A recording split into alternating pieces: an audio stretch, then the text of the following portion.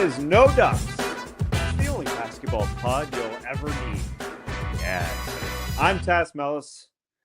During EuroBasket, I'm Tassos Melas. With me, it's the man in the middle, Trey Kirby. Hey-o! Ayo. But we didn't have exciting basketball games as far as the EuroBasket went. I mean, the first one was fine, but I'm glad we got some NBA news that we'll get to here, Trey. Yeah, the most exciting basketball in my life happened this morning, Tas Mellis. Went 8-0 on the pickup court. Couldn't get us off. Wow! I had 4 straight threes to end the day. It was ridiculous. I felt like I was playing for Turkey out there. Yeah, we can bump Greece and Turkey. Yeah, you can take it over. Were they playing Turkish music in the crowd? Were you like Alper and Şengün on the crowd during breaks, just banging, just singing to Turkish music? Oh yeah, I was banging and singing out there. Well, I'm glad that Adam Silver had his press conference. We'll start with that in the up-down report. Prepare your tunties. It's the up-down report. We'll get to a few things in the NBA. The first one is the juiciest one. Adam Silver conducted a press conference following the annual Board of Governors meeting. And what drew the most attention during this press conference was Adam Silver's comments on how people watch games these days. Here's that part of the conference. There's a huge amount of our content that people can essentially consume for free. I mean, this is very much a highlights-based sport, so, Instagram, TikTok, Twitter, you name it, any service, the New York Times for that matter, to the extent that your content is not behind a paid firewall. There's an enormous amount of content out there. YouTube, by another example, that is advertising-based that consumers can consume. All right, Trey. This is a true up-down here. What's your up-down feeling on Adam Silver calling the NBA a highlight league?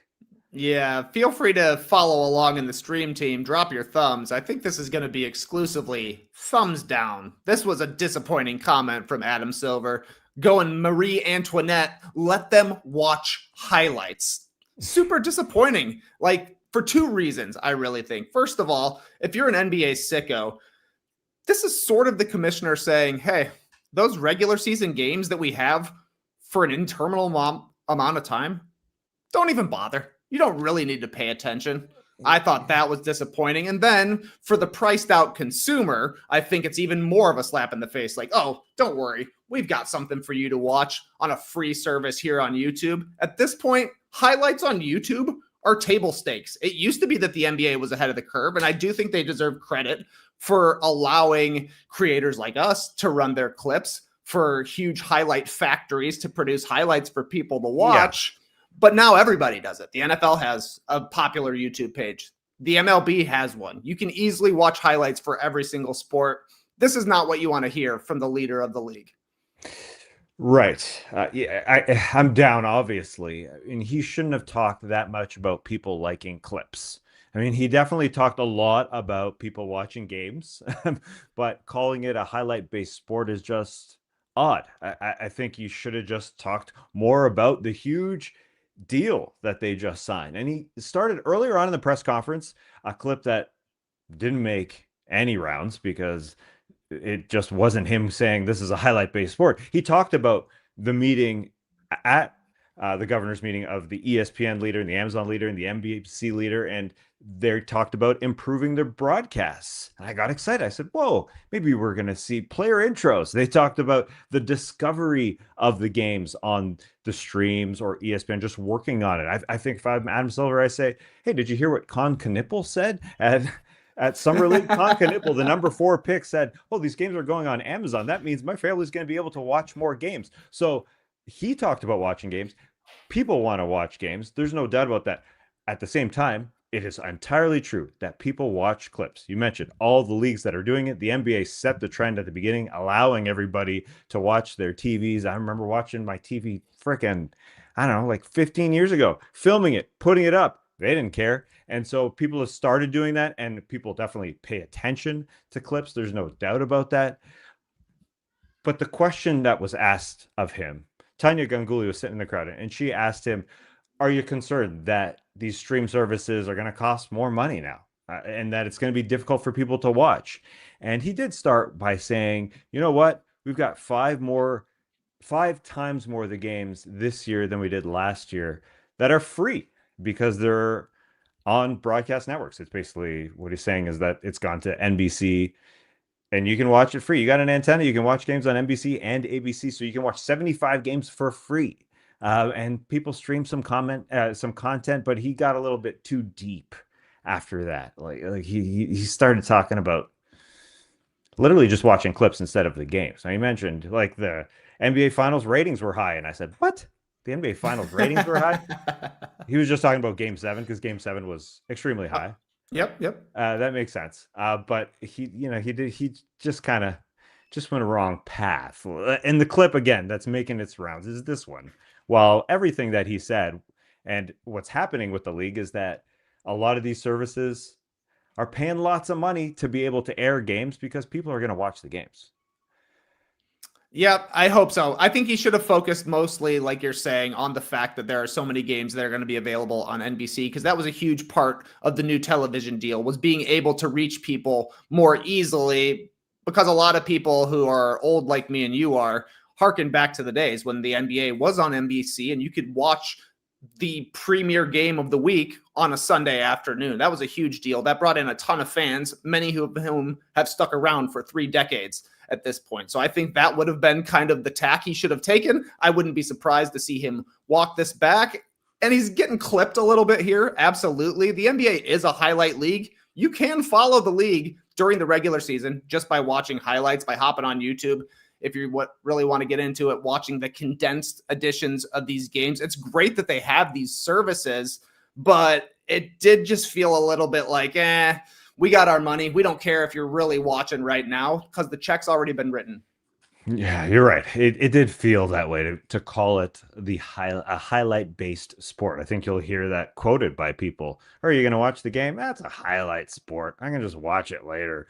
And listen, I watch highlights to watch the NFL games if I'm not taking in a whole game. Yeah, that's what people do. But a lot of people still want to watch games. And so just saying it that way ain't that great. That's all. Exactly. That's what it comes down to. But people still want to watch games. Although, I mean, he called them national game exposures, or sorry, broadcast game exposures that we're going to have more of this season. It's a weird word, right? Like NBC is going to have broadcast game exposures. I mean, those are that sounds like. Yeah, that sounds like executive talk right there that seeped out from the negotiating table into the press conference. Yeah. Which exposure are you most excited for this year? They just released the schedule of exposures. I can't wait to tune in.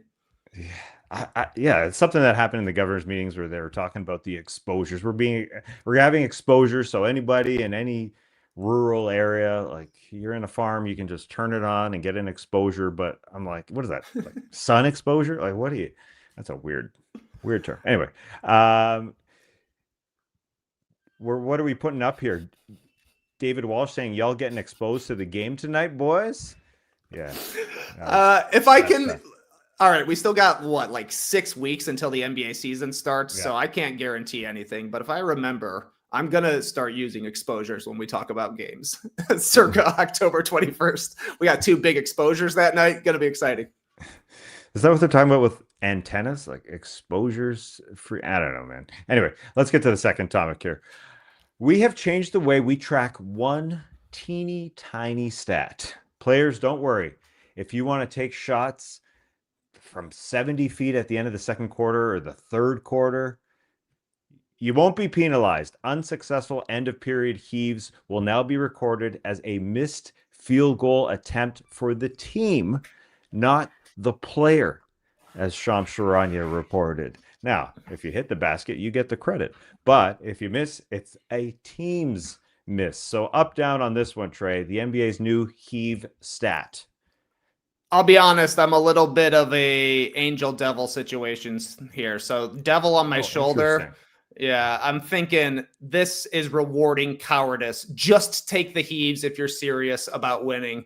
But on the angel side, more heaves. and I like heaves. So if this somehow does lead to more half-court shots, then I guess a disappointing way to get to it. But half-court shots are awesome. So more players taking them, I think, is good, and this incentivizes people to chuck them. I thought there's no way this makes a big difference on your shooting percentages. So I ran the numbers for Nikola Jokic. Took the most heaves of anybody. He shot 41% from three, 2 for 22, I believe, on his heaves this year. His three-point shooting percentage would have went from 41 to 44. So it does have an effect for a guy that takes a ton of them in Jokic. So I can understand the impetus behind it, but it definitely feels like a soft move to institute this heave rule. But I love seeing long shots. So if more go in, I'm going to have to be 100% up on this. Yeah. Very interesting. That's a great stat you broke down. So if the 20 misses that he had on heaves went to a team instead, to the Nuggets instead, his numbers would have jumped from 41 to 44%. I think so. Yeah.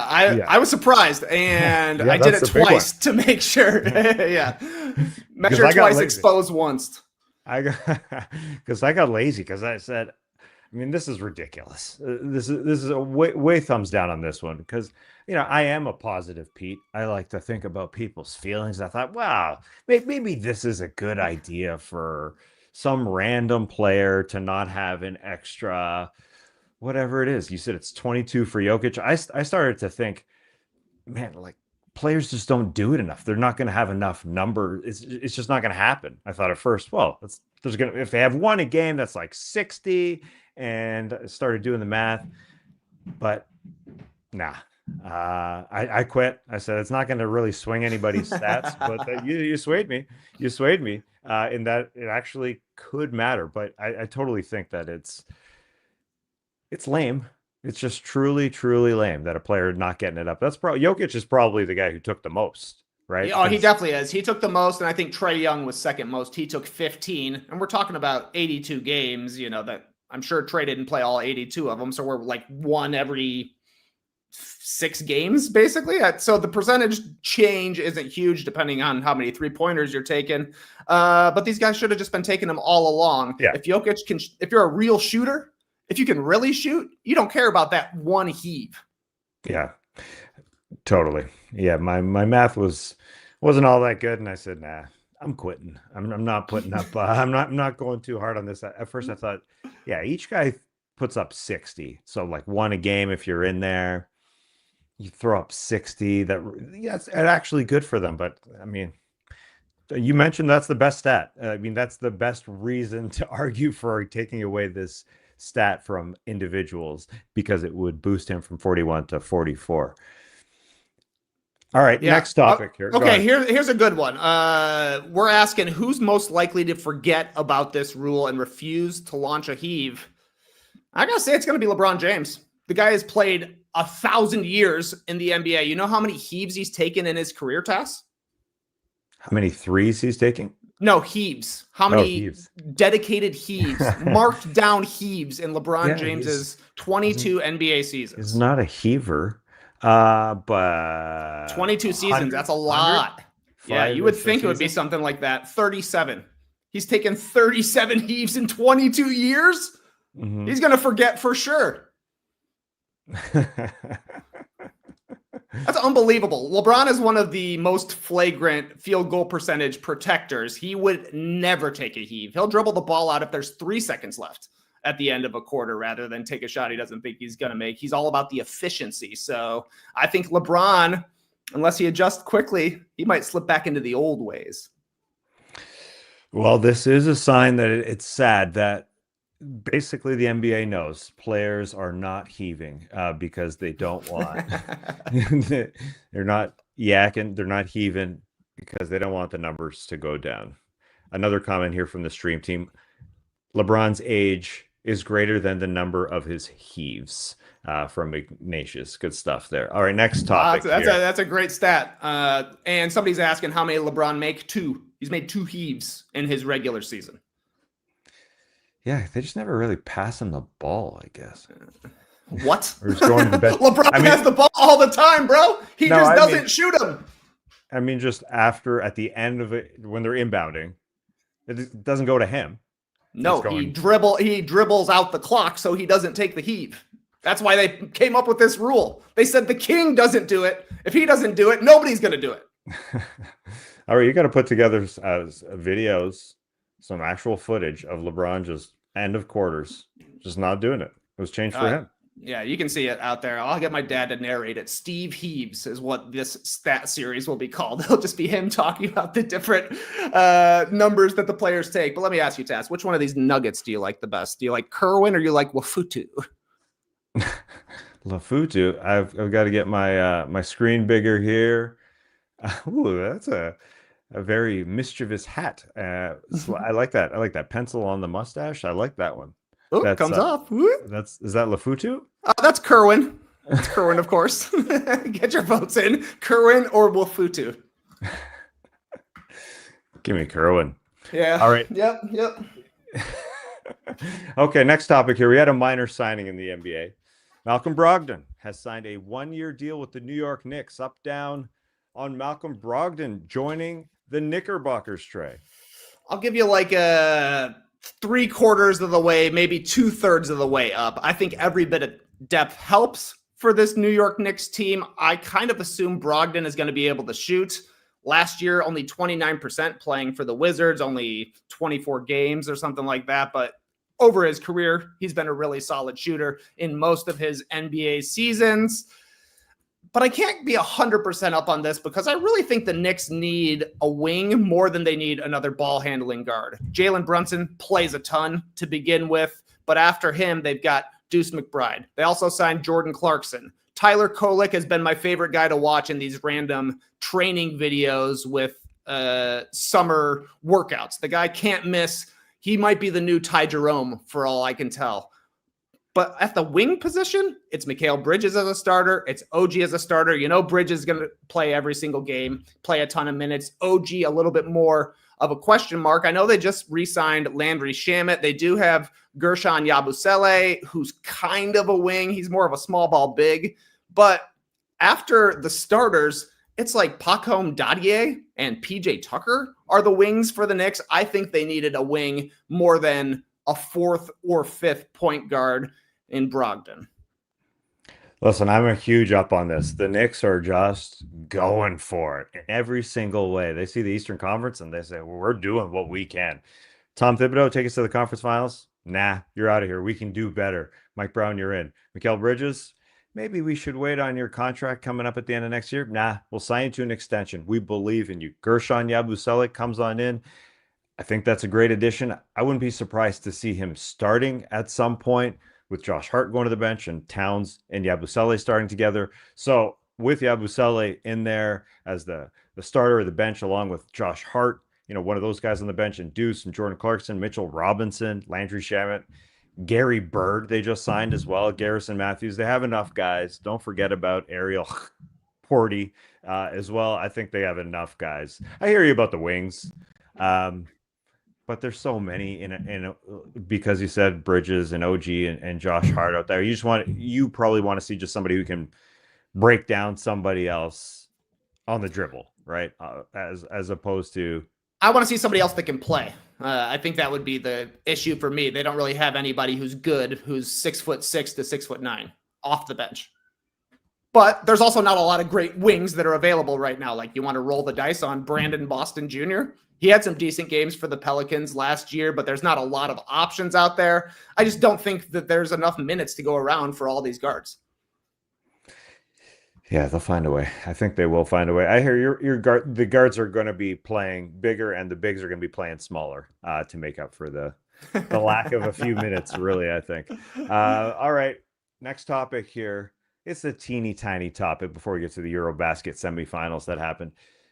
There's a change to the way people are going to go take in games if you're going to watch the NBA Cup games live. Now, this is happening in 26-27, not this season. Specifically, the NBA Cup semifinals have been in Vegas since they started the NBA Cup in 23-24. This year it'll be the same, but in 26-27, if you want to go to the semifinals, they'll be in the home team's arena.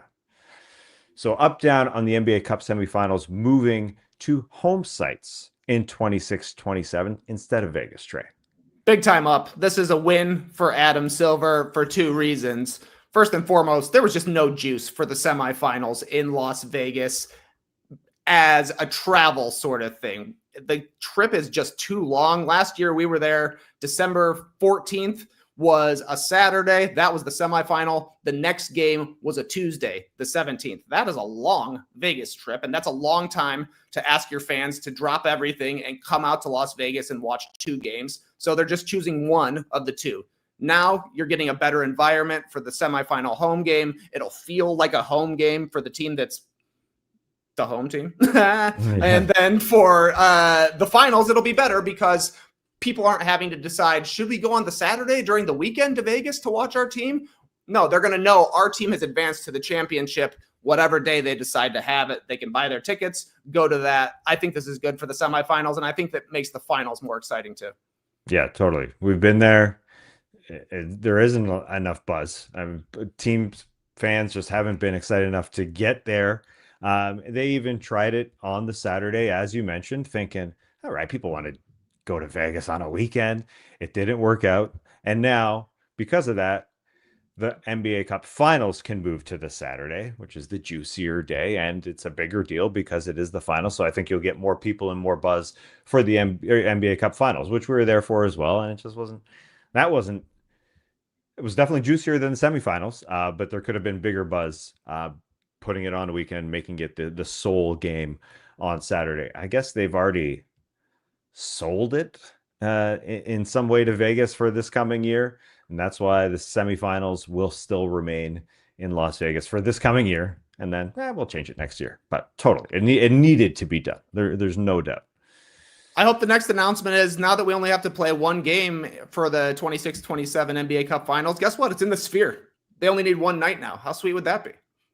That'd be pretty fun. All right, final topic. Could we be having one-on-one competition at NBA All-Star Weekend? Huh? Tracy McGrady said we are. This week on Gilbert Arenas' show, T-Mac said, I don't know if you guys heard, but well, actually, NBC might get mad at me about this, but there's going to be one-on-one games at NBA All-Star Weekend. So up, down on this report that one-on-one will be added to All-Star Weekend, Trey. Do it.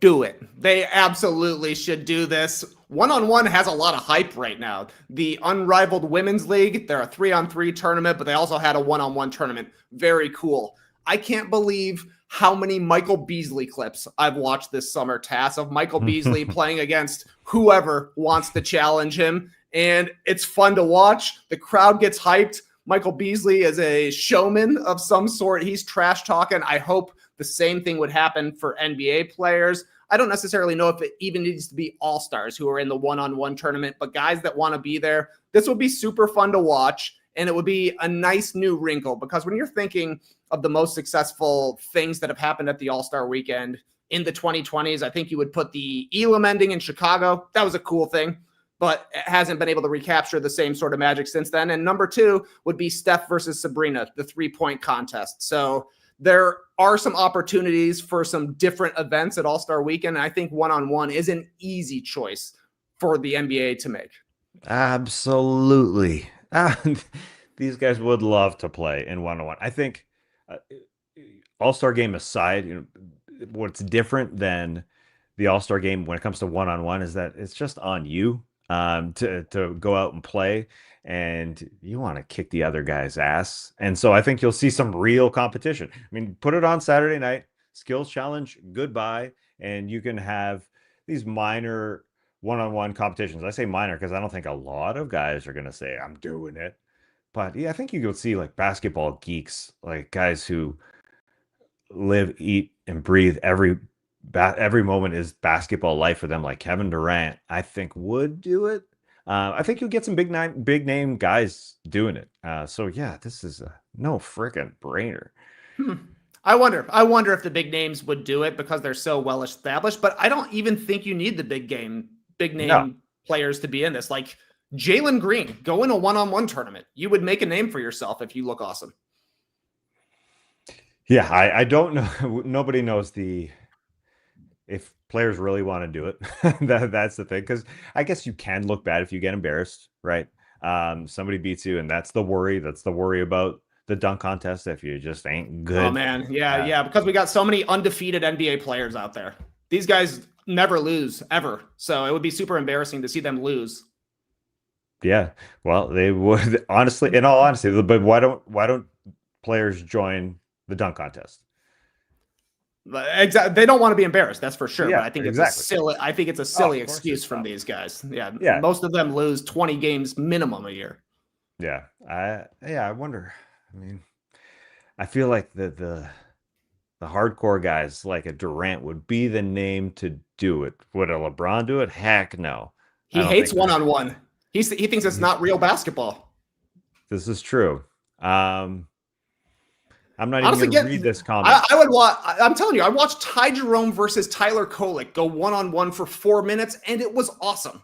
I watched Steven Adams versus Evan Mobley, and it was awesome. It doesn't really matter who the players are. These guys are so talented and so skilled that every one of them, even the players that lose, are going to look good because they're going to make great moves and things that you haven't really seen from those sort of players. Like you never see Evan Mobley crossing up and getting into a dribble package to get to a mid-range jumper. That's just not part of his game. That could be part of his game in a one-on-one tournament. That's because Jared Allen's taking up the spot. He's taking up all the room in the lane, man. You're right. Even if they do lose, it's quite okay to see to get scored on by a ridiculously skilled basketball player. So it's totally fine.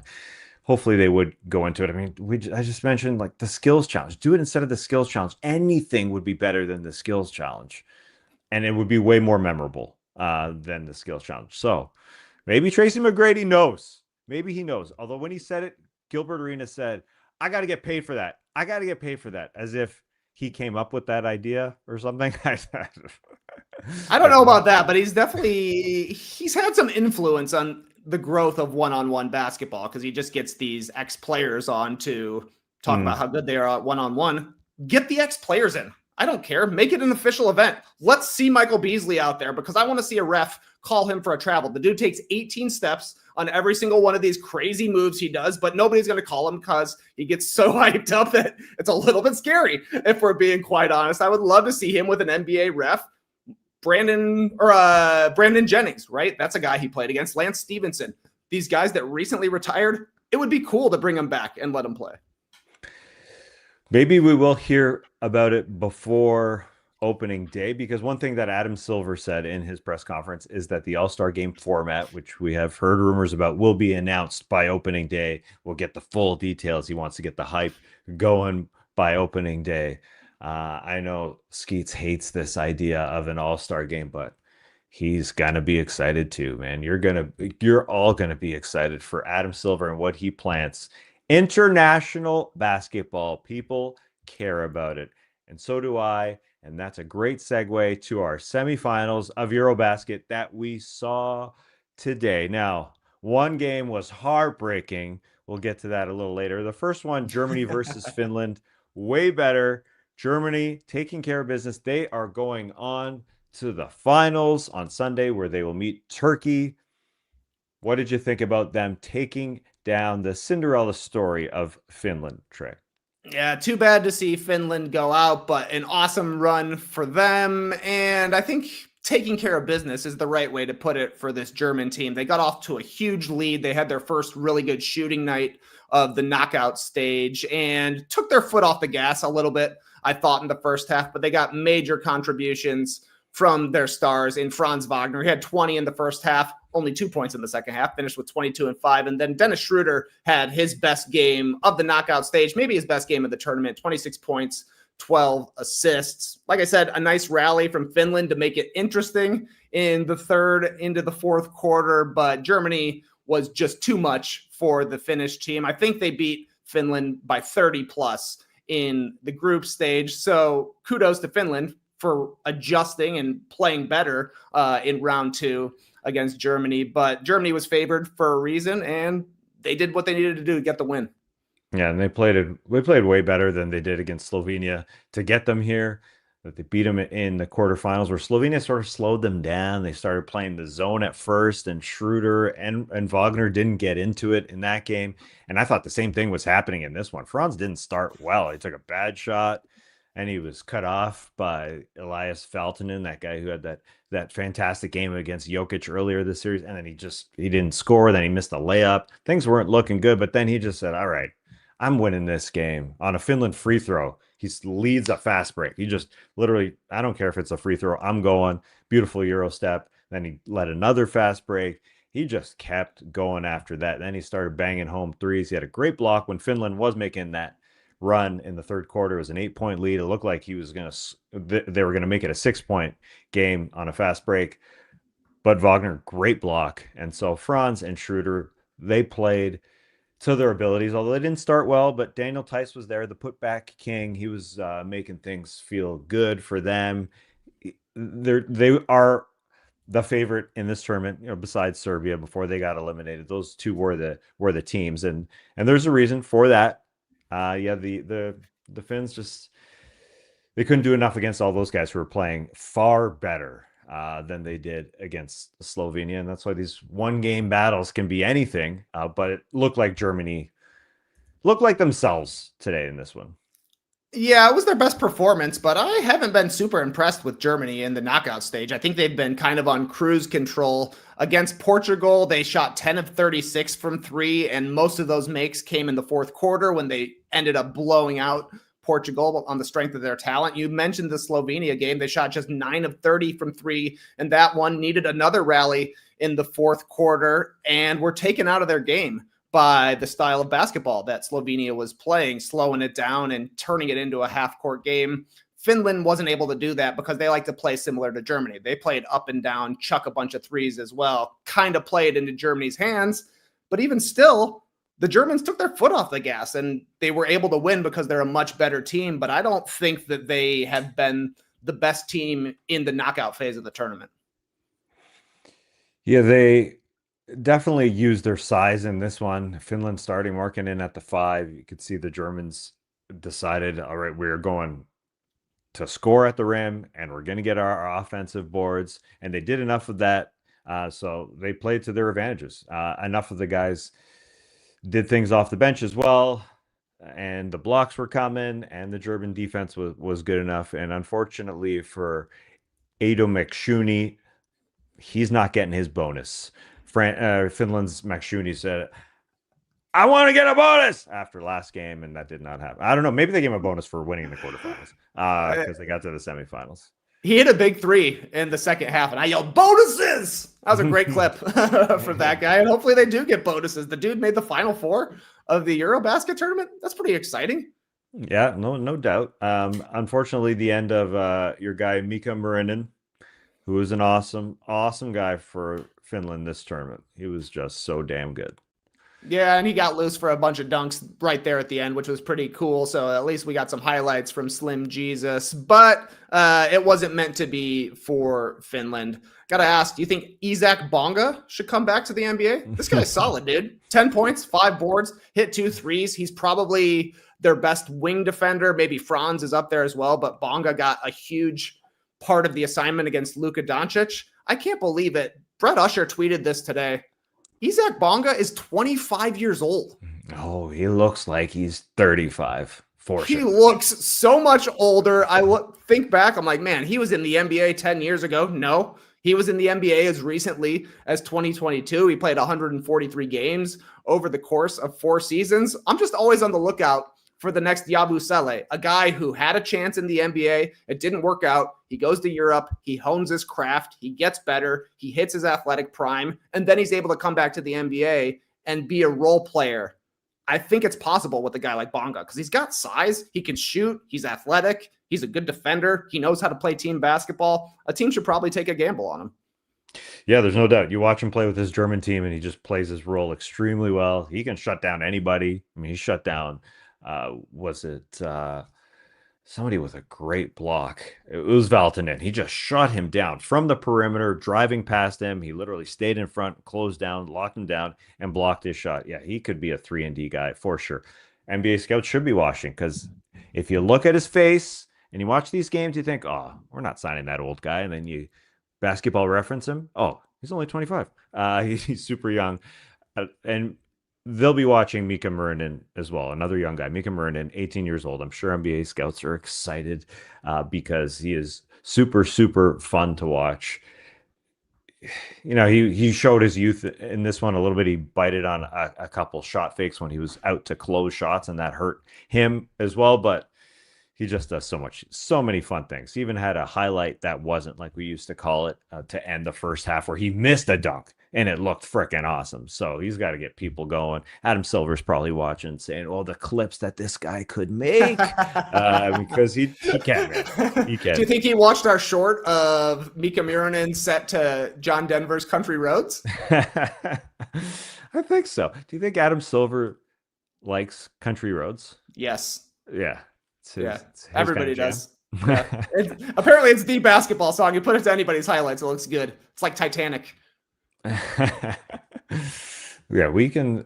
Well, that floppy hair with Mika Murinen, it just reminds me of JD's son Jackson. Like that floppy hair going around. We could make a video with Jackson, getting some cool shots going on, playing the Country Road, something going on there. But Finland, a great tournament to get to the semifinals, the first time they've gotten to the EuroBasket semifinals, while Germany expected to get to the finals, and they will take on Turkey, who demolished Greece. This was embarrassing for the Greek team. This recap will not take long. There's freaking nothing to say about this game. Trey, what do you think?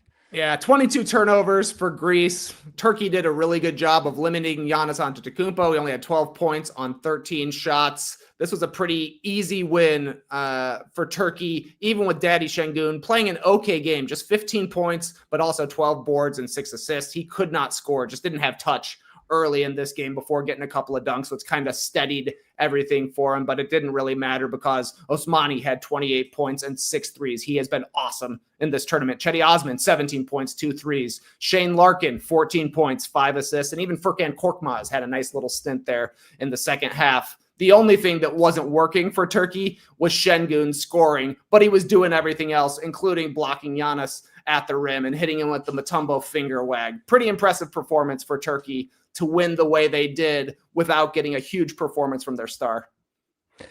Totally true. I watched Giannis and I wondered, is he going to get going here? Because Turkey's bigs definitely took away the rim a little bit, but the same thing happened with Lithuania in the quarterfinals, where Giannis had 4 turnovers in that game, but they found a way to get him going on fast breaks. Just give him the freaking ball. And it didn't happen in this one. The Greeks literally just couldn't hold on to the ball. Turkey was out there getting aggressive defensively, but the Greeks just couldn't get into a flow whatsoever. I heard Kendrick Lamar started to be played in the arena, and I thought, okay, maybe this is Giannis's time. Giannis loves this song. You saw him; he likes to do the pop, pop, pop. Maybe it'll get him going. But the Greeks literally just couldn't hold on to the ball. They couldn't get him the ball at the right times. I think at times in the fast break, there were a couple Greeks had their opportunity to give Giannis the ball, even if they had to turn around and drop it off just to get him going. They did not, and that's exactly how he got going in Lithuania. In this one, they did not, and I mean, you could go down every single turnover for the Greeks. It was just unforced grossness. Now, Turkey was really good at being super, super aggressive. They were denying people everywhere. Like Toliopoulos denied. He didn't have anywhere to pass, so he stepped out of bounds. Papa Nicolau, guy up against him, so he just stepped out of bounds. Slukas lost the dribble, and it was kind of going out of bounds. Now, Hazard tugged his arm, but no excuse. Lucas lost the ball. I mean, they were getting super physical. Toliopoulos even dropped in the back court after a timeout. Just fell over. It's endless. Mitoglu ran into his own guy under his own net.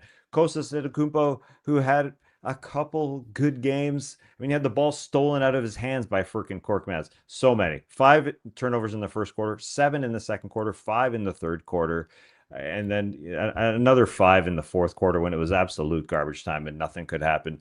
It's crazy because Şengün was 2 of 11 at the half, and Giannis was 2 of 7. So maybe things will start to work in the third quarter, but the Turks just could not be stopped. And Şengün was singing to the Turkish songs that were being played in the speakers. It was over, man. It was not fun whatsoever. There was no point in this game.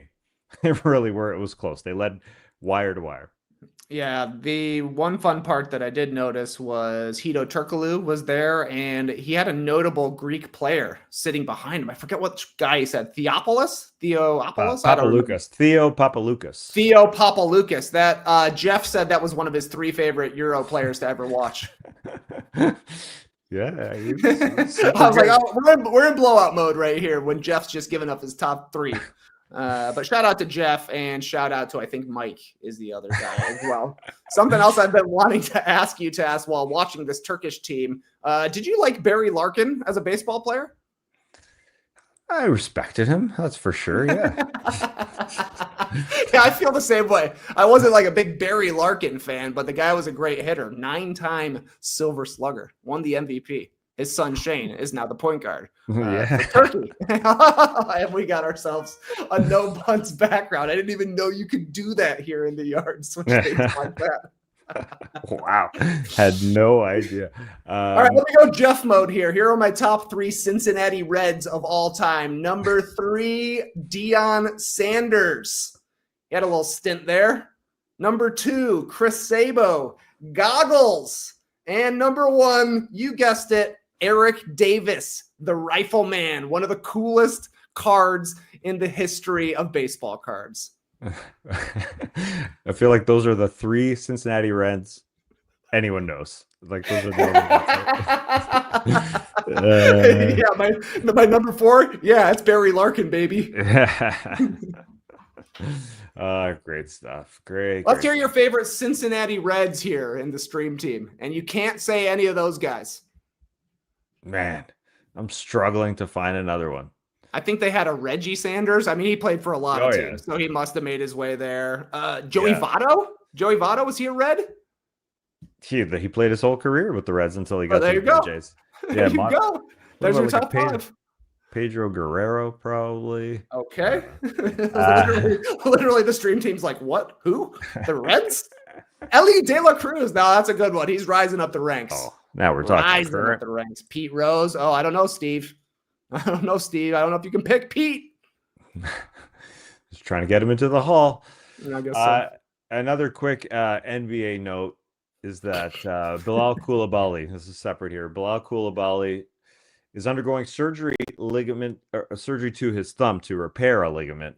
He's going to miss the start of the season, according to Shams Charania. So maybe there's a reason he wasn't playing as well in the EuroBasket, because he sustained it while playing the EuroBasket. So he's going to miss the start of the season for the Wizards, unfortunately. Yeah, that's a bummer.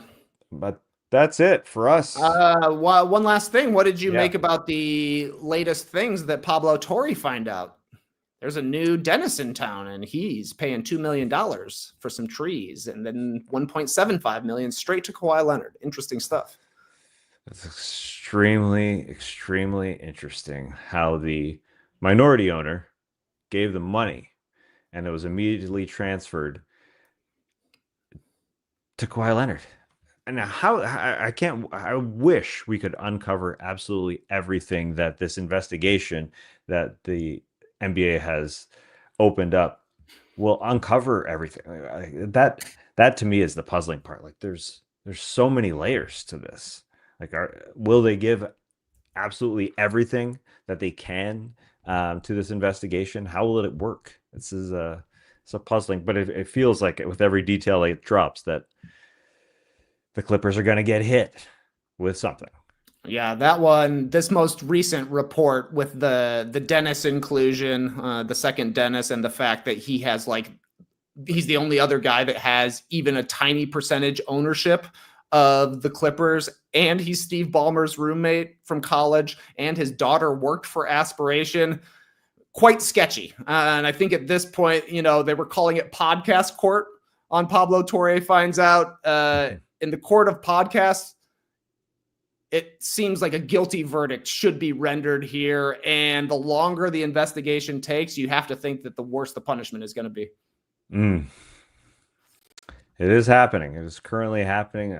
Adam Silver talked about it at his press conference didn't make it seem like it's going to be decided anytime soon. This could kind of take a while. Yeah. But we need to know. We want to know now. We want to know the details ASAP.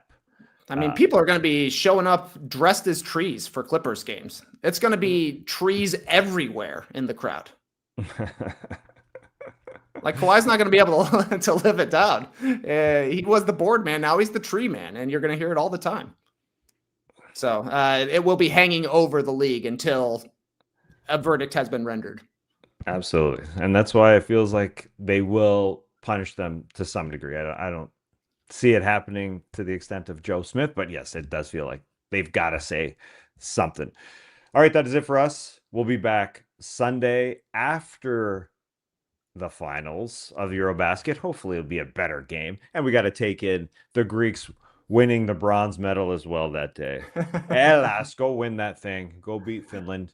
I think it's a better sign when you get beaten badly that you'll recover.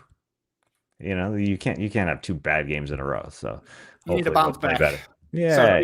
So, but I mean, I don't think Finland thinks they played well. So who's bouncing back harder? I mean, I assume that Greece will be favored for this game, and they should be. They do have Giannis. Yeah, and he'll be going at Lauri Markkanen, playing the 5. Finland doesn't have the size of the last 2 teams that the Greeks have had to play. So yeah, that'll be huge. The finals should be great. That will be really, really good. Turkey playing ridiculously well up against Germany, who you said you didn't think was playing to their capabilities. So they'll get a good match against Turkey on Sunday. Yeah, it should be a great game. Turkey, I think, has been playing awesome since their very first game in the tournament. Germany has had moments where they look like the best team in the tournament as well. So hopefully we get some high-quality basketball on Sunday.